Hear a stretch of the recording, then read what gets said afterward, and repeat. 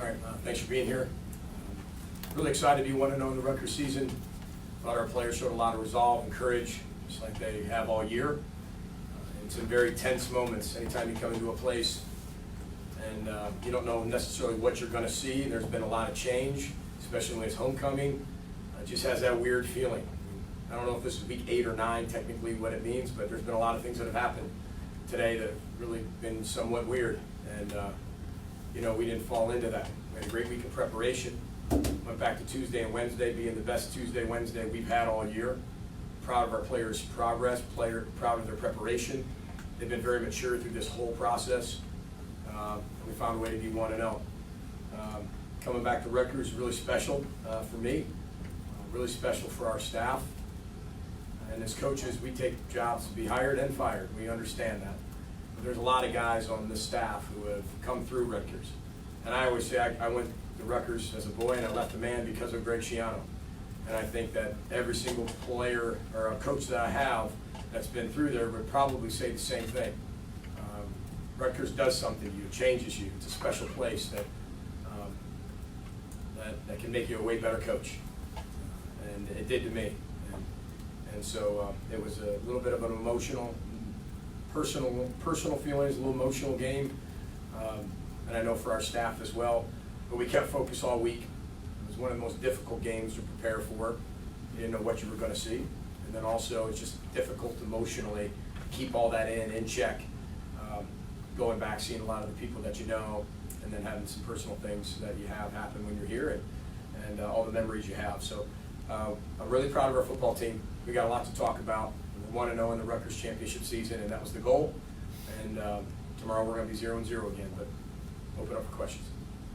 We see upsets every week. There's a big one in this conference today. How do you keep 18 to 20-year-old guys focused when there's a lot of talk about point spread or how you're supposed to win this game, you're supposed to win it big, that type of thing? Well, it comes back to our 4 walls. We're not perfect. We're human beings. But what the Road Boat culture does, in my opinion, is we take the 4 walls and we process all that information. We'll talk about all the things that you guys talk about, right? When you're talking about rankings, and you're talking about winning, and you're talking about goals and visions, we'll talk about all that tomorrow. And we'll celebrate it. And then what we'll do is we'll pat ourselves on the back, we'll high-five each other, we'll celebrate in the locker room, and then our 4 walls get tighter. Because as the outside noise, no matter what it is, positive or negative, the walls have to be tighter. And the same thing I coached when I was 1-11 at Western Michigan. We were 0-6, 0-7, 0-8, 0-9, tighter as the season went on. And you take that information from the outside, you bring it in, and then you let your culture process it. And you spit it back out how you want them thinking. Mentally, physically, emotionally, about the things they're going to see on Twitter, social media, here in the media, and hear about your stories. I mean, they read them all. They're kids. That's their life. And I'll never take that away from them. But what I want them to do is be able to process it the right way and process it through the cultural way. And I feel like they've been able to do that so far. PJ, as someone who sees this as a special place, to see Rutgers lose its 17 straight Big Ten games, does that pain you to see what's happening here? I'm not going to comment much about what's going on. I don't know what's going on here, really. I do know this, walking in the tunnel, you get a chance to see the Leonte Carews and Karan Pratts and Mr. Lumpkin, and you get to see all these guys and Gary Nova, and you think back to the days of when I was here and the success we were having and watching how the greatest influence on my life turned it around as a coach and watching sustain it over those years. You really kind of think back to those players, and they're here together on homecoming. They could have been somewhere else. They're right there till the end of the game, and a lot of times your former players can really come together and help bring that program back to where it needs to be, and that's a really special group that can do that as well. PJ, you spoke very highly of Greg. You've spoken highly of Greg in the past. Do you I'll believe, continue to speak highly of Greg. yes. Do you believe that he's still well suited to coach a college football team, especially here where he already knows the landscape, knows the lay of the land? Yeah, one thing I learned from Greg Schiano a long time ago, he said, "Don't ever talk for me. I don't need you to." So, and that was in a meeting room, and that was when I was a wide receiver coach for him. And so, I will not start doing that now. But what I will say is he's one of the best coaches I've ever seen. He's the greatest coaching influence of my life. I came to him a boy, I left a man. I learned more college football, I learned more business, I learned more how to treat people, I learned more X's and O's, I learned more discipline, I learned more work ethic from that man than I ever have learned from anybody in my entire life. And I owe my entire coaching career, and I text him every week and tell him that. He's probably sick of hearing it. I know when he's sick of hearing it because he just doesn't text me back for weeks. And once in a while I'll get one back. But he's a special man in my life. He's been tremendous to Heather and I. And, you know, he is a head football coach. I don't think anybody could ever doubt that, of what he's been able to accomplish in his career. And again, I will not talk for him.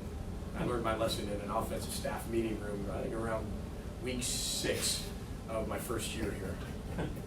But who What was it like in Casey as a game? I've seen a lot of things as a coach. I was here when Eric LeGrand got hurt. I watched how Greg Schiano and Eric LeGrand and our team handled that, and how they rallied around Eric, where it didn't become about football anymore. It became about Eric. It became about his courage, his fight, his struggle. And now look at what Eric's doing on the motivational platform. He's an unbelievable humanitarian for spinal cord injury victims. His vision of, I will walk again. He's done things that people said he'd never do. In a different light, Casey's very similar. Casey survived cancer 4 times. They said he'd never play football. He'd never be on a team, let alone a Big Ten football team, and he'd never play. Well, no one can take away from Casey O'Brien that he just played 3 games on a 7-0 football team for the University of Minnesota. He's what Row the Boat's all about. He's what his family's all about. He's what the state of Minnesota's about. He's what the Twin City area is about. He's what Masonic Children's Hospital is about. And the people there that continue to pour in the best care to children that come to that hospital. He's a motivator, he's a fighter, he's what Row the Boat's all about. And it was one of the most emotional moments I've had as a head football coach, on a very positive side, because when you're staying coaching long enough and you're a player long enough, you see a lot of things. And I've seen a lot of tragic things in my life. But to have that be one of those things that went from tragic to hope to accomplishment, that's important. Special. When did you do it? Well, I wanted to do it last week in front of our home crowd when we were up, and we just got that kickoff return that was a fumble that turned out not to be a fumble, and he was ready to go, and then we didn't score, took a knee. And then I said, you know what? He hasn't traveled much. Doctors at the beginning said didn't want him traveling, and I felt this was a perfect opportunity. I felt like if it happened to come down to a position where I could keep one, as a parent, keep him safe, and know that I feel like the game is in check, then I'm going to give him the opportunity to live out his ultimate dream. And it's not about me. This isn't about me giving him that. He's earned that. It was just, when could I do that for him? Because as a parent, you're worried about that too. Because when he gets up and goes, if there's a bad snap, you know, your heart drops. But he had confidence in himself to make sure the snap was perfect, hold was perfect, and the kick was good. So it just came into, I felt like this was a really good week to travel him. He gave us a lot of inspiration, motivation.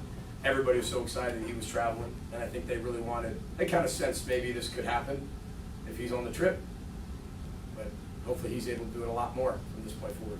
Was there a lot of pride for you when you got to call on him and say, hey, this is your time?